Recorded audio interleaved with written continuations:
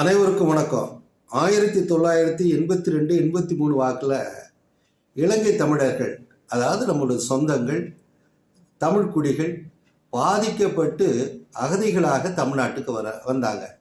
அந்த காலகட்டத்தில் என்னை போன்ற இளைஞர்கள், நூற்றுக்கணக்கான இளைஞர்கள் அவர்களுக்கு உதவி செய்கின்ற வகையில் தானியங்கள், உணவுப் பொருட்கள், சட்டை துணிமணிகள், பணம் இதெல்லாம் நாங்கள் சேகரித்து திருச்சிக்கு அனுப்பி வைத்தது நினைத்து பார்க்கின்றேன்.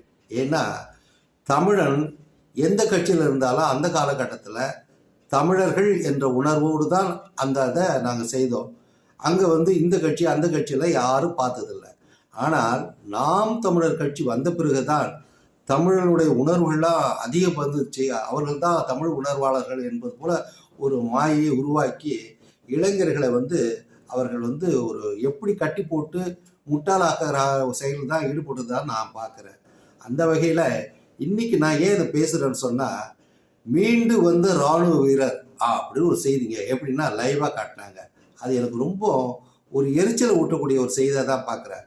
என்னென்னா, அமுல்ராஜ் போன்றவர்கள் செக்யூரிட்டியாக இருந்தார் இல்லையா சீமானுக்கு, அவர் இன்னும் சில பேர்களை குற்றச்செயலில் ஈடுபட்டதாக ஜெயிலில் அடைச்சாங்க.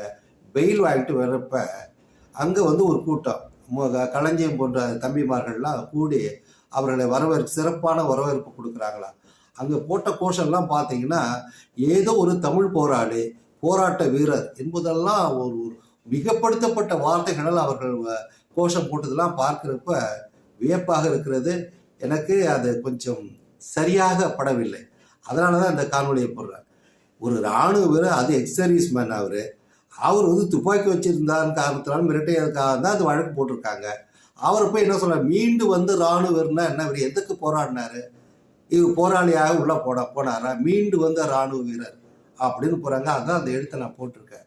இதெல்லாம் சரியான ஒரு தருணமாக நான் கருதவில்லை. எனவே இளைஞர்கள் மீண்டும் நான் சொல்வது என்ன, இளைஞர்கள் சிந்திக்க வேண்டும். உங்களுடைய அறிவை நீங்கள் பயன்படுத்தி நீங்கள் எந்த கட்சியில் இருந்தாலும் இருங்கிறது தான் நான் மீண்டும் சொல்லுகின்ற ஒரு செய்தியாக இருக்கிறது. இது மாதிரியான போலி சிந்தனையாளர்களை நீங்கள் புறக்கணிக்க வேண்டும் என்பதுதான் என்னுடைய வேண்டுகோளாக இருக்கிறது எப்பொழுதுமே. நன்றி, வணக்கம்.